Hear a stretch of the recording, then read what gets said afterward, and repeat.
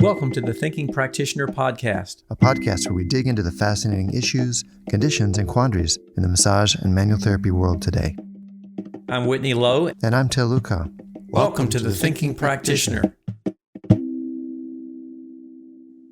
Hi, this is Til Luca. This summer, I'll be offering my ankle issues course via live stream. This will be the first time this course, which is the latest in my advanced myofascial technique series, will be available remotely or by recording. You can join us live. You can even bring a client and work on it there with us in real time if you want CAMT credit or certification credit, or the course is affordable enough that you can just sign up and watch the recording later at your leisure. All those options will earn you NCB credit.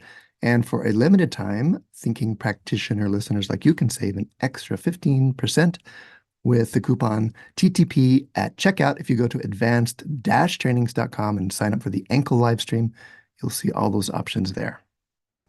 The Thinking Practitioner podcast is supported by ABMP, Associated Bodywork and Massage Professionals.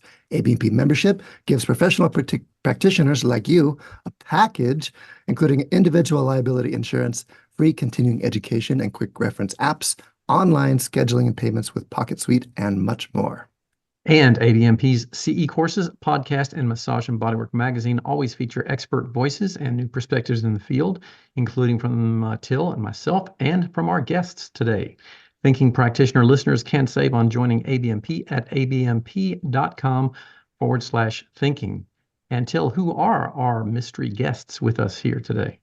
Our guests today, Rachelle Clauson, Nicole Trombley, welcome. Thanks for having made the time to come be with us. You are from San Diego. You're both massage therapists, authors, and the co-directors of AnatomySCAPES, which is pretty cool. We're going to hear more about that later. And you also write, like Whitney mentioned, for Massage and Bodywork magazine, where you co-author the Anatomy for Touch column. Welcome. What else would you like our listeners to know about you? Maybe Nicole, could you start? Yeah, well, Rachelle and I work together in the dissection space when we're not at the massage table. And I have a background and training in biology and biochemistry. So I love bringing that micromolecular world to my hands-on work as I'm, obsessively massaging and thinking molecularly, but also to our work and teaching in the dissection space. That's one of my passions. That's so great. How about you, Rachelle? What else would you like people to know about you or your background? Also, it means a great start. This is very current with where we are in the world right now, of kind of moving from the part of 20 years or more doing massage and studying the body, studying anatomy. I've kind of got a mixed background before I started doing massage, doing things that were with the body in other ways. I was a dancer. I did a lot of ballet. I started studying anatomy actually as a ballet dancer and non-professionally. And then I continued to study theater and mime. So I have a lot of movement background that informs a lot, I think, of how I work with the body and how I think about the body, probably how I move when I'm doing massage as well, bringing that kind of movement. So beauty and anatomy have always been very interlaced for me. And I know we'll talk about probably a little bit later as well as that project that I worked with, where that was a very key part, which was bringing the Plastination Project into being. And that was an amazing thing about the almost visual arts overlapping anatomy and the body work and movement world. So. Well, that's where I first made your acquaintance. That's what caught my eye, as it were, your involvement in the Fascial Plastination Project. So I do want to talk about that. And I just want to underline what you said about your interest in the beauty aspect of what we're doing as well as the technical and anatomical pieces there. But if we could, let's start with your recent article in Massage and Bodywork, which we were focusing on the retinaculum. It fit perfectly with our ankle theme that Whitney and I are doing this around now. But could you tell our listeners something about what the retinaculum is and why it might be significant for us as hands-on therapists to learn about it? Yeah, absolutely. We both wrote the article together. We always co-author our articles. One of us takes kind of lead, but Nicole does a lot of the research and we do a lot of the discussing and writing together. And one of the things that, besides it being a very fascinating piece of fascia that has quite a bit of research coming out on it, I think from a touch perspective, I found it an interesting thought that sometimes we gloss over certain parts of the body that aren't so muscle oriented. And typically retinacula is found in parts of the body that aren't so juicy, that aren't so squeezy, that aren't so like thinking about working out the muscle system and being at the joints of the wrist and of the ankles. And based on research and what we know and what we're learning about retinacula right now, which is pretty phenomenal stuff, knowing that our touch to those areas can have influence, and it sometimes might be actually critically important for restoring good function, especially post-injury. Yeah. So Okay, so for our listeners who don't know, the retinacula is what? What's it made out of? What's it's found at our wrists and shoulders in these non-juicy places. What's it made out of? Yeah, I mean, what is it? Yeah, it's part of the deep fascia system, and yeah, we have them at our ankles, our wrists, usually around joints. So there's retinacula at the elbow, at the knees. These are some of the more famous ones. And to look at the ankle, there's more than one retinacula. There's multiple retinacula over the extensors, multiple over them, and so it's there's lots of retinacula, and one of the best ways to describe them, at least from the fascial perspective, is they're reinforcements of the deep fascia. So that deep fascia, the myofascia, the fascia that is part of the musculoskeletal system that's working with that. Yeah.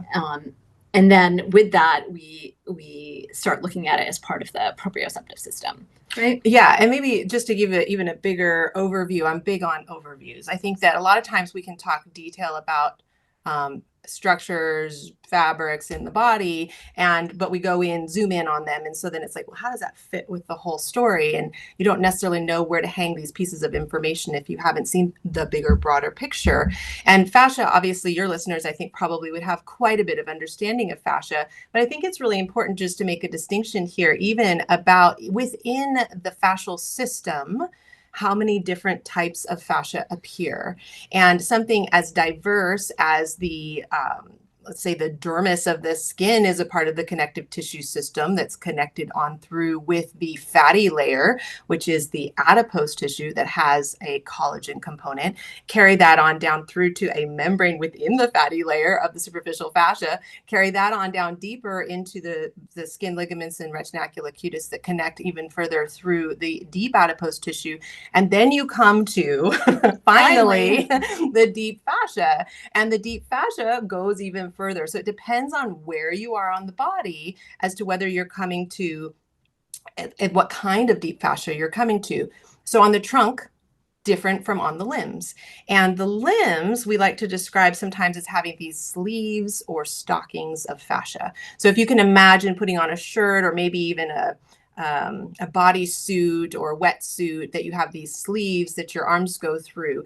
Underneath the fatty tissue, you actually have a sleeve of deep fascia. So that, to me, is not discussed nearly as often as maybe what would people think about the sausage wrapping, right? You'll talk about having like every muscle has its own enveloping fascia. That is true, but that is a muscular fascia that singularly envelops one muscle at a time. What we're talking about is an aponeurotic deep fascia, which envelops more than one muscle. And in the case of the limbs, it envelops the entire limb. So the whole arm has a sleeve and the whole leg has a sleeve. But of course, it's not only that simple, right? It goes more complex than that. We'll probably talk about that more in a minute, about compartments and how these divisions then that they actually dive into the bone and connect this three-dimensional pocket-filled structural organization to the entire system of the whole body, right? So the muscles live and interact with that fascial system in really specific ways. So when we're talking about the retinacula, so giving that frame, we're talking about a thickening, a reinforcement in that more sleeve or stocking. And so that's the part that would be on the limbs. So we're talking deep fascia on the body, on the trunk, it's gonna be different, right? The hubs of deep fascia are more in the low back and in the abdomen. And then once you get through the fatty layer, you kind of are right to the epimysium and a lot of the muscles, whereas that's not the case when you are on the limbs.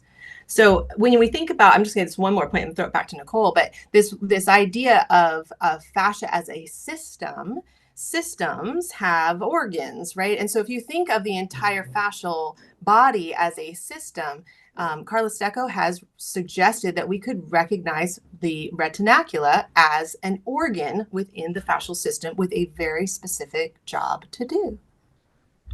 Ta-da!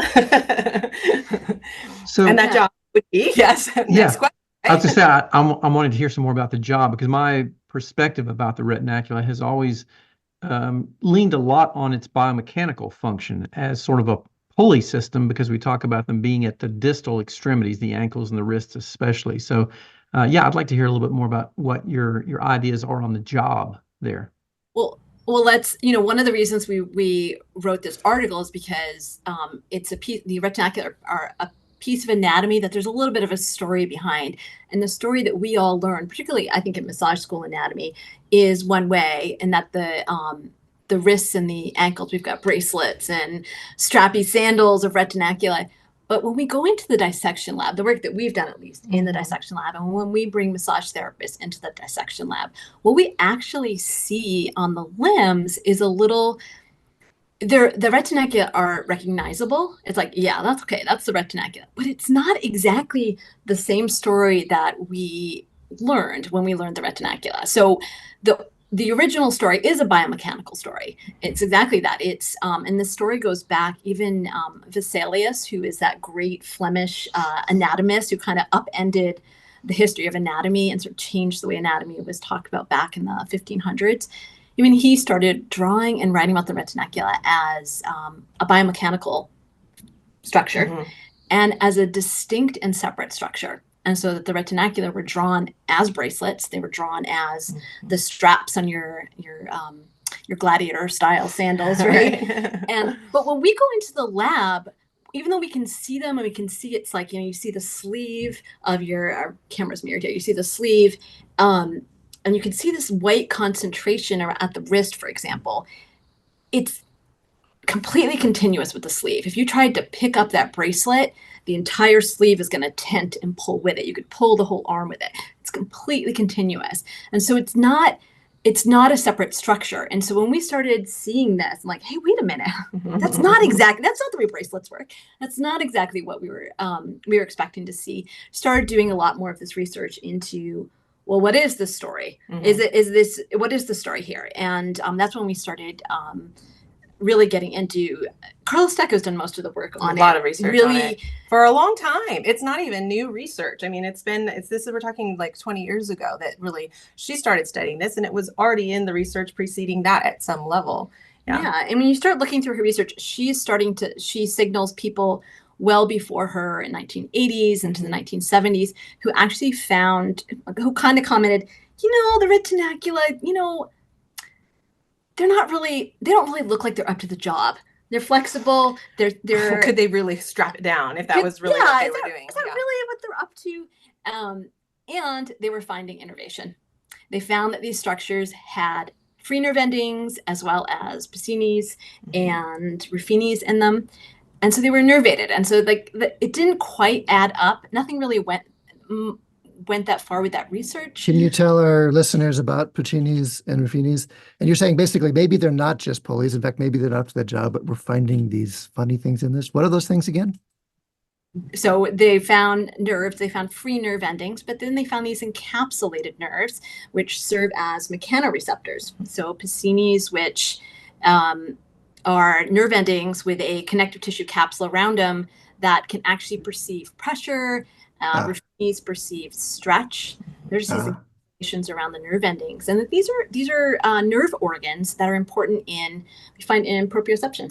And they're completely continuous with the fascia. So I think this concept of continuity is the thing to really highlight here. The idea that they are not just straps and sandals, but they're a continuity of these sleeves and stockings. Let's give them names. So on your upper limb, you've got the brachial fascia is from like shoulder to elbow, and from elbow to hand, you have the antebrachial fascia. And that's a continuous fascia with different, anchor points throughout it, but it's still a continuous thing with different names based on region. Same thing in the legs, you have a continuous fascia that's of the entire lower limb, but on the thigh, it's called the fascia lata. And on the lower, below the knee, it's called the crural fascia or the fascia cruis. And these retinacula live in those sleeves. So it's continuous with, so you're not going to have if you have a pull on one, you have a pull on both. And the containment is by all. It's not just the containment of this reinforced area, but the entire thing is actually providing containment at a level, stronger containment where there's reinforcement, where the collagen is more dense, where there is a strengthening of the fascia in this specialized area. And these specializations of deep fascia, otherwise possibly considered an organ of the fascial system, would be what the retinacula are. And then the second piece, this idea that, think about when you're talking about Vesalius, they weren't studying the microscopic view. There wasn't a way to be able to perceive that it did anything other than a biomechanical function because we weren't into the neurology of things at that time. And so once the microscopic, not just the macroscopic big view, but the little view of the microscopic view, and starting to study innervation, starting to see, like, first of all, the idea that fascia was innervated at all as a system was a new thing. No one knew that until they started looking for it. And then now we have researchers that are looking really specifically. And so Carla's work, to see, what is this concept of the fascia as serving as a proprioceptive role. She has this really great presentation. I encourage anybody listening to this to go find it. If you just go to YouTube and search Carla Stecco, it's one of the first ones that will even show up. And it's from a symposium where she presented in 2014 at something called the lecture Sport Physio. So I'm assuming that's physiotherapist. We can link to that in the show notes for sure. Yeah. Sure. So her presentation was called Fascia Research and Proprioception Implications in Sports. And the key points that she made in this lecture, I've gone back to literally over and over and over again for years now, because it's so dense. It's a 20-minute presentation, but there's so much about the proprioceptive role of fascia in the lecture. And basically, to summarize, she basically suggests that if fascia is serving a proprioceptive role in the body, then it has to be able to have certain features. And she lists 4 specific features that it must have. Number 1, it has to be innervated. If the fascial system is not innervated, then it's not a part of the proprioceptive system. It has to have nerve endings that end in that system to be recording, receiving data and information, and connecting with the rest of the nervous system. Number 2, it has to be able to perceive the contraction of the underlying muscles. And this is where my sleeve and stocking analogy completely breaks down, because a sleeve is obviously something that you can slide on and slide off, and same thing with the stocking. Whereas the fascial system is not quite that simple, but it's a good place to start if people don't know anything about fascia. But then, like anything, once you have your basics, you got to go deeper. And when going deeper, what's very clear is that many of the muscles, if not all of the muscles, have a connection to the fascial system as a larger system, right, of communication. It's embedded. You're talking about a mechanical connection, you're saying? Yes, a mechanical connection. And those can show up in different ways on different parts of the body. Sometimes the fibers of the muscle, like in a pinnate muscle, actually fan out. If you think of I like to think of a quill, from those pens that they signed the Constitution with, and you've got the point of the quill of the feather of the ostrich, and that's the tendon end, and then the muscles coming off like feathers going in both directions. Well, the edges of those feathers don't converge again to the other end of the quill. They actually reach to the outer edges of the brachial fascia or antebrachial fascia in the forearm. You've got the extensor carpi radialis or ulnaris, and the flexor carpi ulnaris are very good examples of this. If you cut that muscle open, you can see how they don't go to the end tendon. They actually embed in the fascial bag of the antebrachial fascia. So they're tensioning and stretching the fascia with contraction. And no matter how it shows up, this is the same everywhere. On the upper body, you've got the fibers of the deltoid muscle that actually their epimysium, their endomysium, their perimysium are continuous and actually form the brachial fascia. So when the deltoid is contracting, it's going to the bone with its tendon, the part we all know, but it's also contracting the fascial bag. So this outer fascia is being contracted in different regions by different muscles. So in the arm, there's multiple muscles that all embed into this bag, including the deltoid for the lateral aspect, the latissimus dorsi for the posterior aspect, pectoralis for the anterior aspect, and the medial aspect actually comes from the fascial connections that come both from the pectoralis and the latissimus, where they converge to the medial arm. So all throughout the body, these sleeves are interwoven with the actual fibers, which means that the fascia can perceive the contraction by being stretched with the muscle. So then briefly, points 3 and 4 was the specific, it has to always have a specific organization that is consistent across all bodies and not just an anatomical variation. So these specific organizations can't just be on me, but not on you, if they have to do with proprioception. And in the past, they were noted. There's literature and textbooks that actually recognize them, but they were recognized as anatomical variations or anomalies, or they were seen as innervation or insertions or origins, but not seen as important, probably because at that time not understanding the innervation part. And then the last part is about being able to transmit forces over a distance. Like, is the fascial continuity, is the structure of fascia, is the fabric of fascia have enough stiffness to it that if I pull on one end, it actually can translate that force further down the road? Because if it's really adaptable and stretchy, then the muscle can contract and pull on the fascia, and it doesn't translate that force anywhere. Then this is what really challenges this idea of the fascial web, a word that's used a lot and not incorrectly, but maybe it gives us the wrong visual in our minds of being just this amorphous, highly adaptable, can make it into any shape. If it's very webby and soft and flexible and stretchy, then it can't have a part in the proprioceptive story. It has to have levels of resistance in different areas in order to do that, which brings us back to the retinacula, right? Which has these like thickenings and this stiffness in it, that the muscular force and the muscular tension and that biomechanical element is communicating. It is communicating to the retinacula in those ways. So that was the short version of those 4 points. We could go into any of them with quite a bit more depth, but it's a great place to start to think about fascia as a proprioceptive organ and proprioceptive system. Yeah, communicates within that. Why does this matter to hands-on therapists? Why does it matter that fascia be proprioceptive in addition to some mechanical effect? Why is that an important concept? There's several ways to go about answering that question. Where would you like to start? I'll let you start with that one though. Well, I think, so taking beyond the retinaculum and retinacula, then just like in general, like that the fascial system communicates, is that what you mean? Why, as a hands-on therapist, why would this be interesting to me? It's totally interesting to me as an anatomy geek. Mhm. Yeah, but how do I put this into practice? How does this going to inform what I actually am doing and thinking about and experiencing on the table? Well, I think because if you think about the fact that you have now, what you now know is that this whole fascial system is a communicating system, then what problems start to arise if there's something going on in that fascial system that's interrupting communication. And that's where we'll see reduction, we'll see pain, dysfunction, or a lack of coordination and a lack of proprioception. So people that, I mean, we were talking about the ankle sprains in particular, that ankle sprains and the concept of instability. Oh, I really have to stabilize my ankles. They need to be stiff and stable in order to not roll my ankle.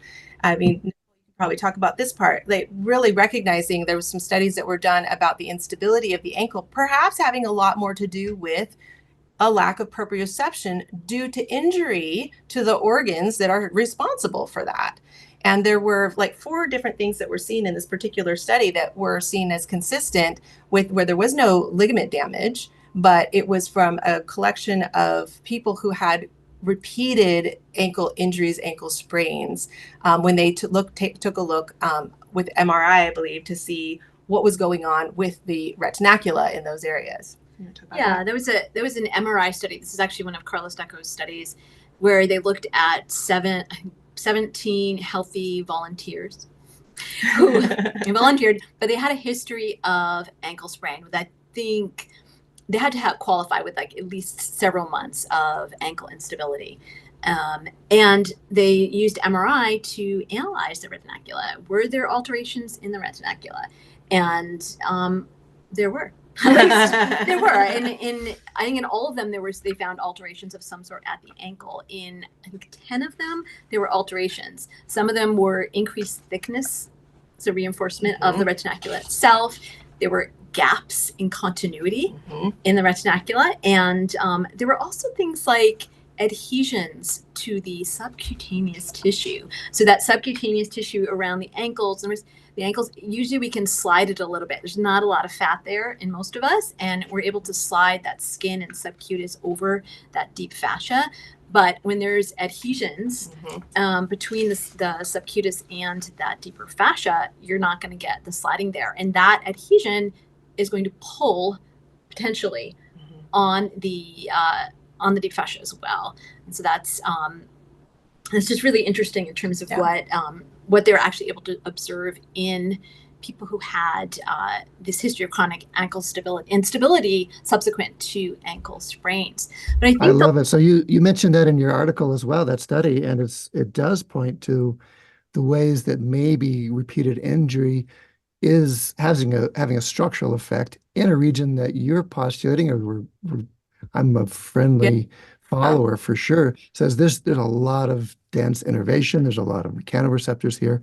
Does the mechanical changes in that structure change the way that we're perceiving it, change the way the brain is interacting with it? Like you said, maybe there's more pain, nociceptive signaling. Maybe there's just a change in coordination in the way that I use it. Maybe it's a change in the body schema. Yeah. So then, as hands-on therapists, what do we do with our hands given that knowledge? Yeah. And that's where like the next part of that, we can speculate more than quote, like definitively this is the thing to do. But I think both you and Whitney were talking about this in your last episode, as well as like the different things that we look for, and to like feel the textures, right? Get in there and see what you can palpate, and see if you can see how easily does the skin move, see how easily do the joints moving, and how much gliding. Do you feel a sense of stuckness that just shows up really even at the skin level? Is there adherences to the fatty layer? Like there's some of these adhesions were actually to the fatty layer that's above the fascia in those areas. So it may be quite perceivable. I did a workshop with Antonio Stecca, who did actually this, I think was involved with this study, where they did look at the chronic functional instability after ankle sprain study. And, they have a particular method that the Stecco method, is using friction and creating like kind of local inflammation to help to reorganize or stimulate the body to say, hey, this is still not prepared. Come in and take a look at it. So there would be some suggestions of that kind of treatment that would work well. I personally have worked with quite a few people that have had foot injuries or ankle injuries, and I have merely, and I do say this genuinely, I have merely traced the anatomy. That has been the focus of the treatment. I have gotten curious with my fingers, I've gotten curious with my hands and my thumbs, and I have just gently mobilized all the things without having any grand plan, just to see what I feel. And a lot of times things will show up that just strike you as not quite right. And tracing and giving all of this touch specifically to each one of the bones, each one of the ligaments, each one of the retinacula, each one of the joints, moving and palpating and just slowly walking through all of the tissues, and had the client stand up and say, the pain is 80% gone. And like, what did you do? I'm like, I touched your anatomy. I mean, it's like, I don't know. We can get really clinical about like A plus B, do this if this, and there's certainly really good, osteopathic and clinical testing for certain types of injuries and how to treat them. But I personally have a bias that if we start to really understand all the anatomy, not just the things that are the cutaway parts, right? The purest of the most understandable, isolatable structures, but feel all of it, which includes this very blobby, non-defined, sometimes almost see-through, or what is it kind of fascial system that changes its texture and tone in so many different ways, but instead are present for all of those layers in the adipose and the fat and the skin, that we somehow will be working in a very holistic way that allows the whole form to sort of fall into a better place. I'm curious to hear kind of like I know we're still in the process of figuring a lot of this out and learning a lot about it, but I'm curious to hear sort of your maybe opinion or perspective, since you've now spoken so much about the rich innervation in these areas and how much that plays a part in proprioception and our understanding of what the body senses in that area.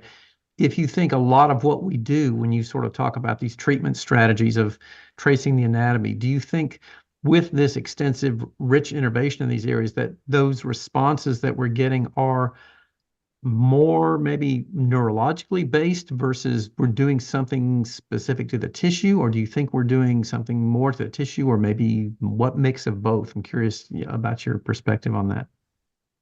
Can I just say all the things? Mhm. All the things, because I think they're not separatable, right? You have a structure, the nerves are structures. So where they're living, are they happy nerves or are they pissed off? Are they irritated? Are they like, it's too dry in here, or my clothes are too tight, I can't move? Or, like I think in cartoons in my head a lot of the times, and I've done this like whole story about like how the nerves, if they're not getting fed and if they're not being nourished and if they can't move with ease, then they're going to get pissed off and send a signal. So clearly our perception of our bodies, like I have a client who's lost function of pretty much the left side of his body after a car accident that severed a lot of the nerves that were in his neck. And so, it's very interesting to work with him because he can't feel me in certain parts of his body. And of course, parts of his body are non-responsive to any impulse to contract. It has no muscles on those sides. The nervous system is so vitally important, and it is so much a part of how we feel ourselves, how we have awareness of what's going on with us. But they are also physical, and you can't just be. We're not just a walking brain and nerves. Like well, even that wouldn't be. We're not, maybe something even more ethereal of like electrical signals. We're not just electrical signals. We are fibers. We are fluids. We are different organizations of fibers and fluids. We are different densities of fibers and fluids and different types of tissues that are constantly informing that nervous system. And so changing one changes the other. The interdependence is completely inseparable in my mind. Yeah, no, that's sort of how I think about it too, that are all of the nerves and the input we can put into the nervous system they're in a mechanical environment, or they're in a physical environment yeah, that we can put a mechanical input to. Yeah. And in areas like our deep fascia, I mean, there's obviously, sometimes we're trying to affect the remodeling of the collagen, but there's also this sort of liquid gel element, so important, of hyaluronin. If we want to stick with the retinacula are the most hyaluronin dense part of the fascial system. And hyaluronin is that it's a glycosaminoglycan. It's a gel lubricating, sometimes thick, sometimes more watery substance that is layered. The deep fascia of that Rachelle was talking about, these sleeves and stockings, is about 2 to 3 layers thick. And it's like baklava, like sheets of phyllo dough with thick gooey stuff in between it. And is that happening at a micro level? But these sheets of the baklava need to be able to move slightly separately from each other, whether you've got force going in a longitudinal direction or transversely. And hyaluronin responds to mechanical stress. The bonds change. Yeah. The mechanical bonds change with touch. Yeah. And with stress. Yeah. Right. And the more we're able, if that's one thing that we can manipulate is the viscosity of the hyaluronin in our deep fascia, that's going to inform how that deep fascia, the collagen fibers, are pulling on the nerves within that deep fascia. So I don't know, that's more the framework that I'm using. I think when you think about that a lot, the slidey, glidey, gooey stuff is really a huge focus of my work these days, that I don't really care about how tight or toned the muscle is. I want to know how well is that muscle able to glide over the things it's supposed to glide over? How strongly is it anchored to the things it's supposed to be anchored to? And how free is the motion capacity based on these densities of hyaluronin, densities of fluids? Is there enough fluid even in there? Have they gotten glommed all together? So I'm thinking a lot more about the fluids in those parts of the body than I am the neurological contraction and response. But ironically, when you put your focus there, you start to give these really like sumptuous, kind of luscious sorts of treatments, which has a very positive neurological effect on your client, who will oftentimes go into a state of deep relaxation, and then they let go of the muscles. I'm not making them let go. I'm bringing their nervous system to a place where they can really let go and relax. Well, this picture you're painting of a continuum, it's not either structure or neurology, is consistent with where the field is going. We're kind of post-structural, and we started really questioning all of our structural explanations for things, and our ability to actually do things like, can we actually reorganize collagen? And then we're also, I think we're moving into a post-pain science realm where we're saying, the pendulum's swinging some, we're saying actually structure does do something. The actual ways that the layers glide or don't, the ways the density is there or is not, influences perhaps what the nerves are perceiving, the signals they send.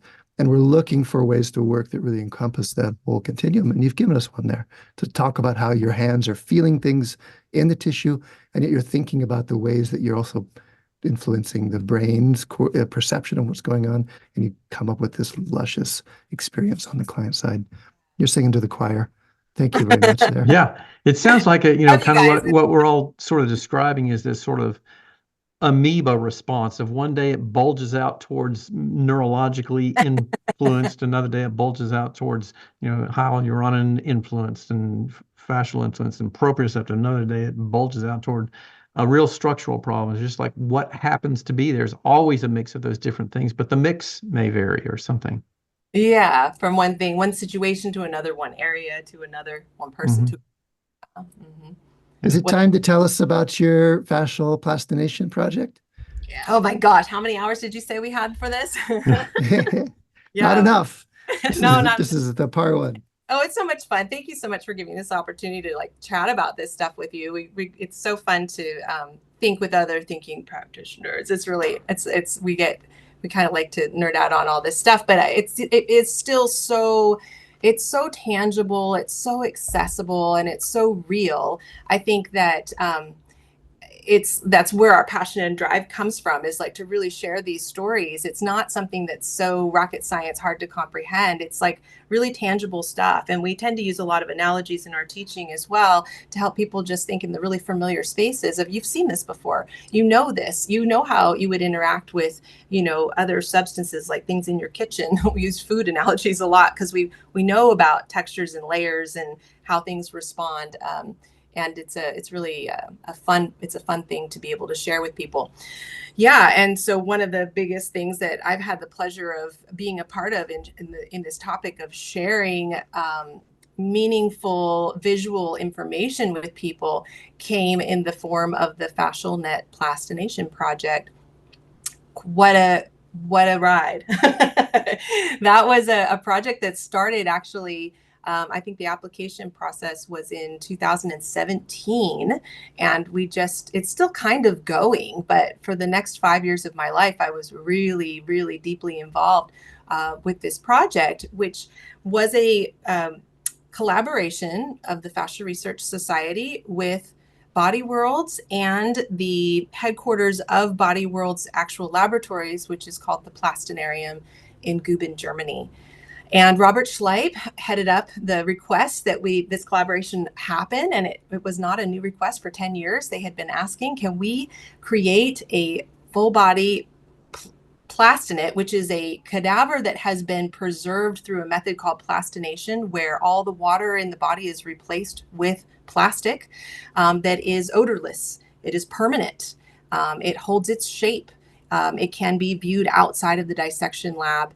And the artistry of the people that work on these projects and have developed this, and the woman who has spearheaded the invention of Body Worlds, is beyond measure. They are true. So these are museum quality exhibitions showing anatomy. It came out originally as musculoskeletal anatomy.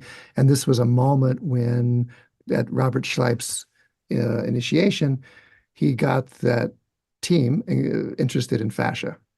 And you were part of that original Plastination Project, yes. All the way through to its final revelation. There were 2 unveilings, one that happened during COVID in Germany on site at the Body Worlds exhibit because the Fascial Research Congress got postponed by a year. But then the big reveal at the Congress happened the following year of a single. Whitney and I were there. Yes, you were. It was good to see you guys there. It was a female form, and the goal was to dissect and show the fascial system. A goal that was set with lofty ideas on how that could be achieved. We all could see it in our mind. It's like a hollow body that you can see through, and you can see the sleeves and the stockings and the compartments, and you can see all of the spaces, and all the other stuff is gone, which would be great if it were a computer program where you could just click delete and all that stuff would go away. But there were so many barriers to its creation just on the physical possibility of it. How do you get inside of a closed unit and remove the items that are in it without destroying it? That was a big first question. What would give structural integrity to the entire form if everything that held it, its volume and shape, was removed? How would people understand the continuousness of fascia with the rest of the structures of the body if the other structures of the body had been removed? And then the very practical stuff is like, once you've removed things and then you're going through the plastination project, a process of embedding everything, infusing everything with plastic, what would prevent all of these new compartments devoid of their muscles from collapsing on each other, sticking together, never to be re-volumized? So the original project was cautiously accepted as a challenge accepted. Let's get going and see what we can come up with. But the original design turned out to be incredibly different from the final design in some respects. And I think once we kind of got going the right direction, what we realized was there would be a story told through windows, a story told through leaves and pages and flaps and pockets and stair steps down, leaving a lot actually of all the other structures in place in order to show how fascia connects one thing to another. Like we kind of posed the question, how do you dissect, which means separate, something that's the essence of its role is that of connection. I mean, it was just and in many ways you were doing a reverse dissection. You were highlighting the things that usually get taken away to show these connections, as opposed to showing the muscles or the parts that exactly traditional dissection shows. Yeah. Tell us something briefly about the reveal. We want to at least spend another minute on this before we change topics, and then especially how people might be able to get a glimpse of it themselves. Yeah. So the reveal was, what do you mean? Tell about where it was shown? What was the culmination? What did you come up with? You wanted to make this model, this 3D model. Did that happen? Yeah. What was that? Yeah, it did. It did. And I think it happened in a really great way. And so the emphasis then became, how do we show fascia from surface to depth, from head to toe, from front to back? And so we were able to do that, showing in very specific ways, preserving the skin. For example, there's a piece of skin that is still there that runs along the back of the body in a beautiful spiral line and then goes down the leg. And then the next layer is the adipose or subcutis with the superficial fascia membrane embedded in that. And then there's a strip that parallels that shows to that depth. And then beyond that, the next strip shows to the superficial fascia membrane layer. And so this stair stepping down and then till getting to the deep fascia. And then in the antebrachial fascia and the brachial fascia and the fascia lata and the fascia cruris, these sleeves and stockings, windows were made into the deep fascia, deep diving suit, as Robert Schleip likes to call it, to show the compartments and understand how thin, even though incredibly strong, the deep fascia is. It's really thin. And in the lab, it's pearlescent and it's somewhat translucent. Once it becomes plastinated, it becomes a little bit more opaque and of course creates more stiffness than is there. But we were able to show that, but then even deeper structures like the mediastinum, we were able to show the view from inside of the rib cage where you can see the fascial structures continuity from the throat down to the diaphragm, and then into the brain, the meninges of the brain. And I think that what was so amazing about this, there's so much diversity within the fascial system that we were able to show samplings kind of throughout the entire form of how these exist and appear in such different ways with different jobs and different appearances, to help for maybe the first time to start to get in the mind maps that we have of the human body, to put the connective, like you said, the stuff that's removed, to put that connective tissue back into the story. Because most of us, when we think of anatomy, we think of a muscle chart, and all the fascia is gone and the muscles have been bubbled out. Like the ones at the bottom of the butt is so funny to me. Like the gluteus maximus does not have that shape of the bubble butt that's underneath. That is fat on every single human. I don't care how skinny or how much you work out. That is a fat shape, not a muscle shape. But to make our muscle charts not look weird, they actually fill in where the fat has been removed with muscle to make it look like a normal body to you. So Freya, we named her as the fascial, it's called Fascia Revealed Educating Interconnected Anatomy. It was an acronym we made for her name, just out of respect to give her a place and a reference point of, it was not her real name in life, but she is now currently living in the Berlin exhibit of Body Worlds. If you're near there or are going there, highly recommend going to see her. They have turned an Berlin entire Body Worlds, yeah. Is there any online imagery available? Are there places people can go and see it? Little, actually. They're very protective of their plastinates and of their dissection approaches and those kinds of things. So there is some, when you go to the Body Worlds website, you will see 3 different views of Freya, and you can get a really good idea of her. Of the project itself, you can go to learn more about that from the Fascial Research Society's page. It's fasciaresearchsociety.org/plastination. There's some information there. And then we also have a link tree. If you look up FascialNet Plastination Project, on Linktree, there's a series of links that of all of the different, there's a mini documentary that I filmed for that. There's also a short trailer that I filmed for that. And then articles that have been written by myself for ABMP magazine, as well as for Massage and Bodywork magazine, as well as quite a few of the other participants that have written different articles about Freya in different publications. There's links to all of that. We'll put that in the show notes too. I think that would be a great resource if people want to dig in, learn a little bit more. Awesome. We'll be sure to list those as well.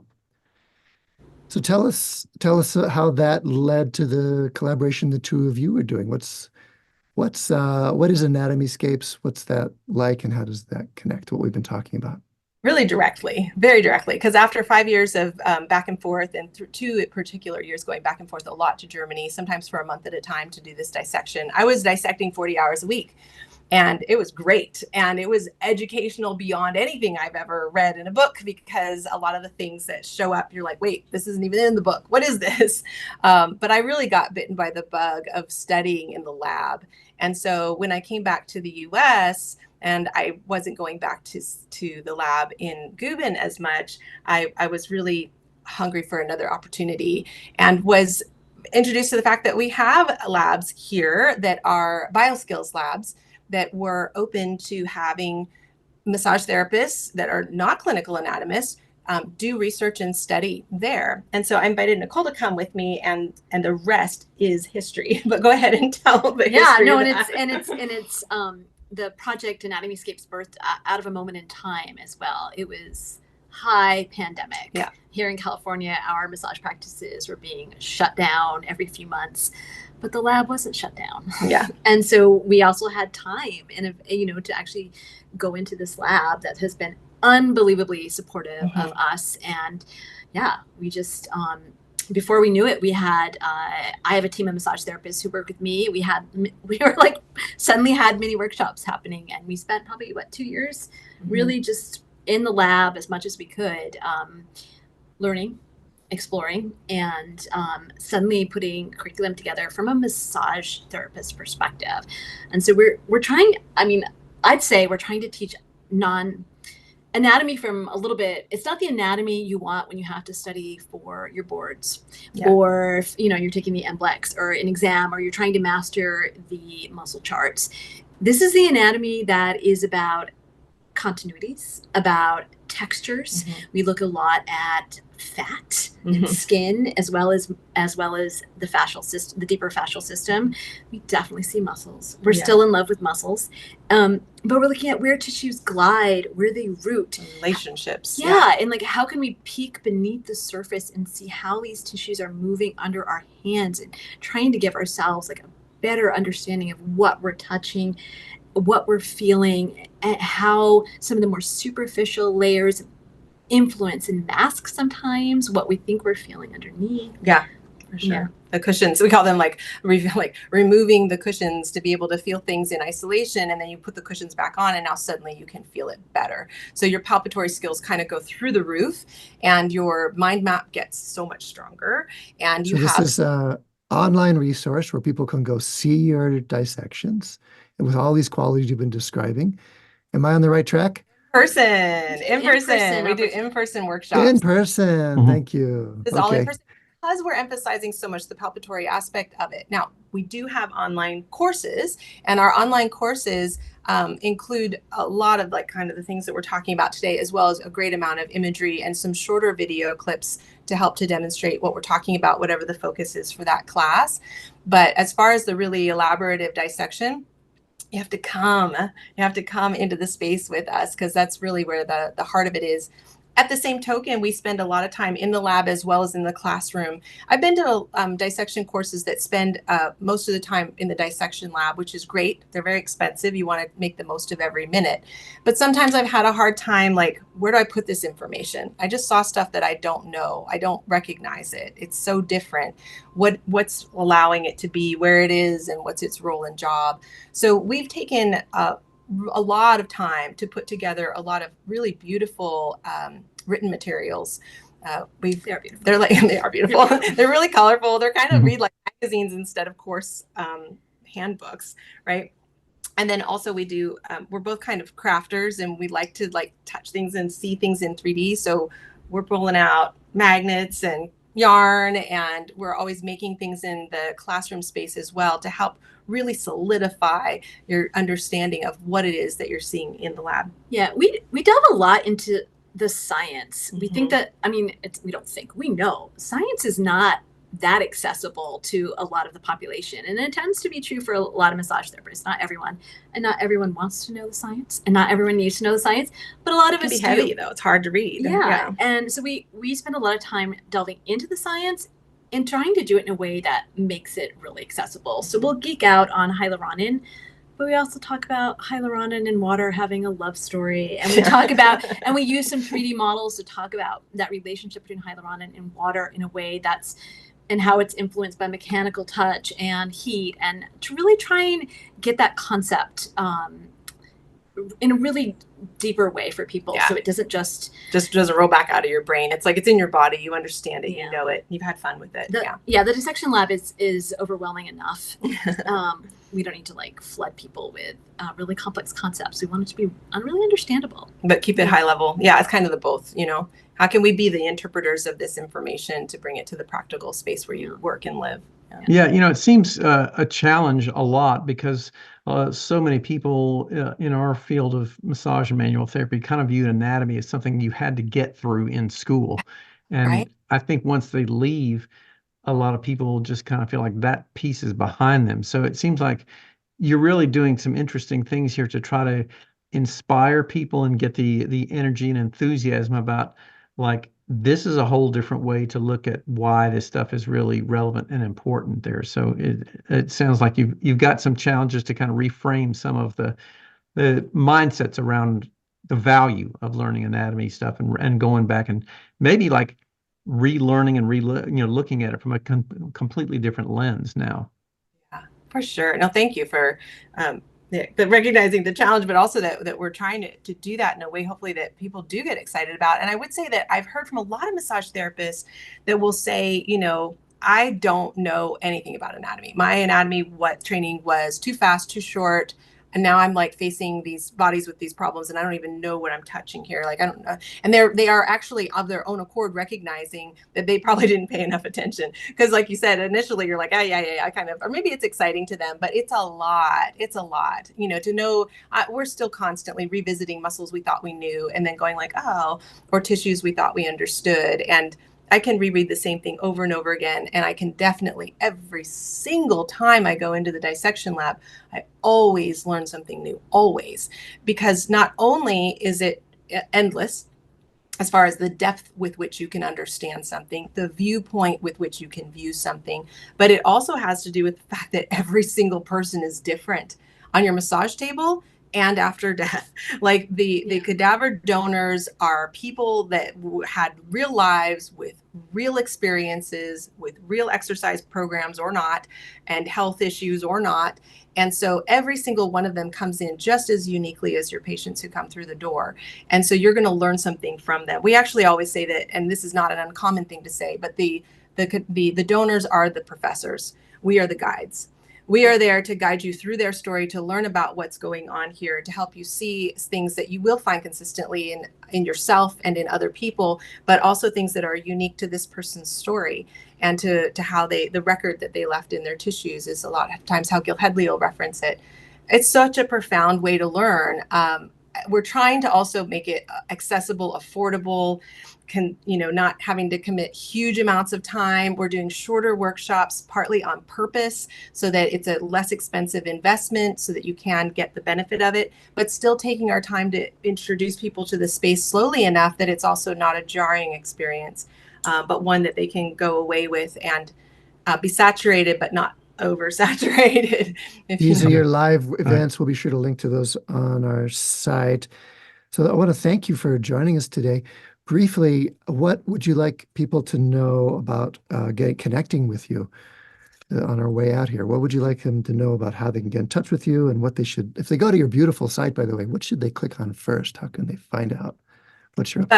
Well, if you're interested in studying with us, click on the workshops tab first and look for the Matrix class, because we've got one that's coming up in October. So there's still time to plan. 4 spots left. I think there's 4 spaces left. It's getting to be full. So that would be the very first thing to do. But then actually before you don't even have to click. You're going to get a pop-up window that's actually going to give you free access to our art gallery, which is a series of images that we've taken from the dissection lab. And then we've done, what do you want to describe what do we do with those?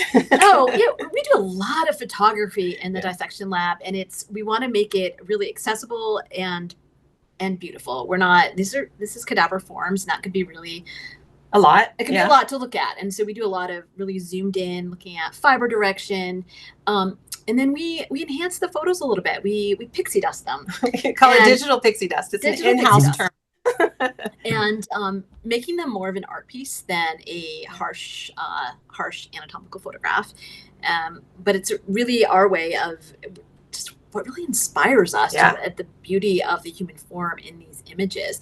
But we have I think, is it the Deep Fascia collection that's up right now? I think so. And it just pops right up. You just give us your email and agree to not share the images or something along those lines. And that will be your first thing to do. And if you're not captivated by that, then I don't know what to say, because it's so, the textures, the patterns, the organization, the tissue of the human body is more beautiful than any like botanical gardens you've ever walked through in your life. It's as shocking as how diverse it is. And you have some beautiful art, you have your live events, and you have some online courses. I recommend people go check that out. We'll link to all that. I want to thank you both for joining us today. Also, sorry, I was going to say the other links that we would say, we'll put them all in there, but you can find us on Facebook for sure, AnatomySCAPES, and also on Instagram. We're working on getting those things going. And then, of course, we have some podcasts that are going with ABNP right now, as well as our every issue. There's a column that's with free access you can get by going to the ABNP website. So there's more stuff in the hopper. We've got more things coming your way, but we'd love to connect. And Awesome. And also, we have membership portal through Patreon as well. So if you find AnatomySCAPES through Patreon, you'll get weekly content from us, and it's good content, videos as well as images, as well as columns, as well as articles, including some dissection videos as well. A lot of people don't realize that, yeah, ABNP articles you can access even if you're not a member. You just got to go to their site. So I want to really recommend that. Whitney, are we ready for our closing sponsor? Yes, indeed. So again, just thank you all both for a fascinating discussion here. So we really appreciate your taking some time out to join us here today. So, and also keep in mind, Books of Discovery has been a part of the massage therapy and bodywork world for over 25 years. Nearly 3,000 schools around the globe teach with their textbooks, e-textbooks, and digital resources.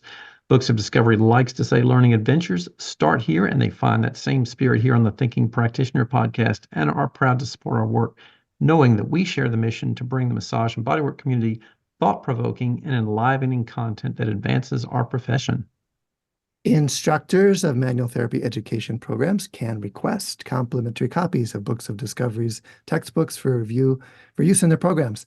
Please reach out at booksofdiscovery.com, and listeners like you can explore the collection of learning resources for anatomy, pathology, kinesiology, physiology, ethics, and business mastery at the same website, booksofdiscovery.com, where you, as the Thinking Practitioner listener, can save 15% by entering Thinking at checkout. And we would like to say, of course, a thank you to all of you, the listeners, and to our sponsors, where you can stop by our sites for video, show notes, transcripts, and any extras. You can find that over on my site at academyofclinicalmassage.com. And Til, where can they find that with you? My site, advanced-trainings.com. If you have comments, questions, things you want to hear about, we love to hear from you. Thank you for the messages. If we do get, just record a short voice memo on your phone and email it to us, or send us an email, or find us on social media. But if you want to email us, it's at info@thethinkingpractitioner.com. Social media, you can find us under our names. My name is Til Luca. Whitney, what is yours?